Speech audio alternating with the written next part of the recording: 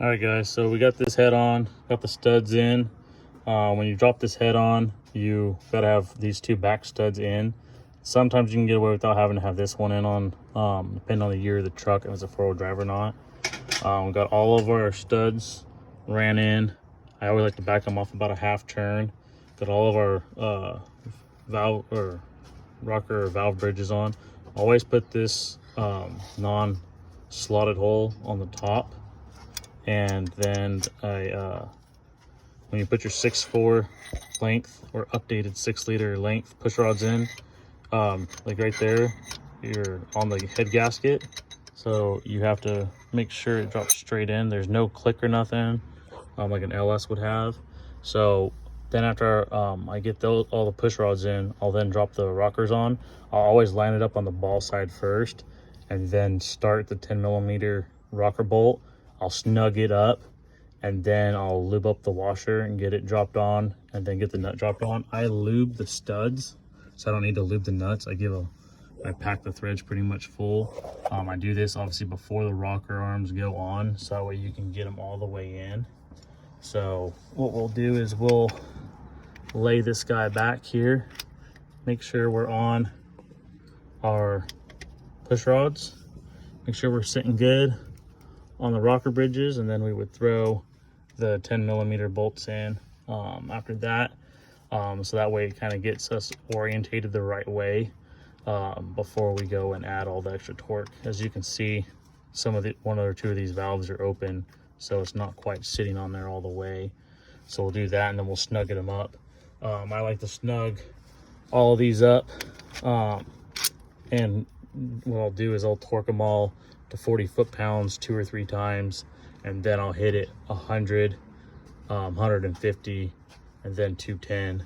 Some people say you don't quite want to go, you want to do it more steps, but what I like to have almost about a 60-pound sweep from one step to the next, so that we have a good churn and you can really feel if your stud is stretching or not. If the stud is stretching, then you will be churning it and you won't watch the torque wrench go up, and you'll feel it. If you're just doing little tiny tugs, you're more likely to bounce the torque wrench than to do it nice and slow. So that's why you kind of sit there and we'll do those. So as you see here, we'll get it dropped on there, make sure we're good, make sure we're on there. I'm not putting injectors in this truck just yet. I'm still in the middle of making all of them. Making the 190cc injectors I'm going to run on this truck when it's back together, and the 30% over nozzles. So we do have us a fluid dampener on the truck now with ARP hardware, obviously our ARP studs, the heads that we ported, that we actually did like a small port job. It's really just a bowl blend in it and a short turn. Brand new rocker, brand new valve springs. They are not any beefier. Did the updated push rods. We're doing the updated standpipes and dummy plugs. I already had new ones in, but I like to always replace them anytime you have everything apart. Obviously we got our new pump in. I stole a new cooler and cover and everything was already all together off of one of my other trucks that I was putting together, and then went to go to fire it up and found out that the piston was all jacked up on a truck that I bought. So we robbed that back in, saved myself some time. We're going to be going back with stock 03 turbo for right now. We do have the high flow manifolds already on. I like to put those all on, have the glow plugs and harnesses in and everything, just kind of out of habit. It's a lot easier to get away with doing them in an 05 and up, but your hard plastic single pieces make it an absolute bear to get in on the passenger side, because of how it's all one solid piece. So out of habit, I just like to get those put in. You can make sure that everything's kind of sitting out at the right height and the right thickness and everything. So I'll give you guys another update here when we get all a little bit further along. I will be leaving, so I won't be updating for this truck running for quite some time. I want to get a new water pump and a new power steering pump in, but after having to spend all the money on this truck and the second truck to get it going, we're going to kind of hold off on that. I want a genuine Ford or maybe in a bulletproof power steering pump.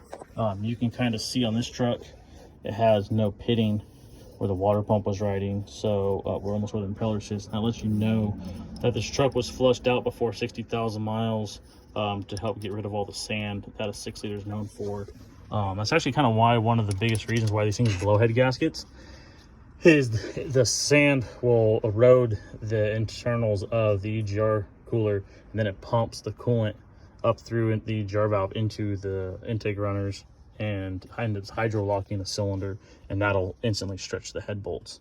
So that's kind of, from working at Ford about 10 years ago, that was the biggest reason we were seeing trucks come in with failed head gaskets. It was, and we're talking bone stock trucks that ranchers would drive and stuff. Grandpa would put it around. It was all from the cooler failing, and we'd always find failed coolers and then end up finding failed head gaskets at the same time. So, you know, a lot of people wonder why I mess around with the 6-liter, and that's kind of why they develop a really bad reputation. And you know, it's really just some flaws from Ford of not getting all, and mainly International, getting all the sand out of the motors.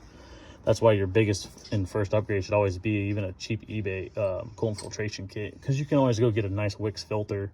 I mean, aluminum, you know, housing is an aluminum housing regardless who the heck makes it.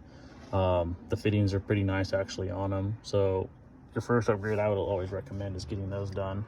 So, but on these, we'll get these all snugged up, and then we'll get our washers lubed up on the bottom side, and then I lube up the nut side. So that way you can just spin them on.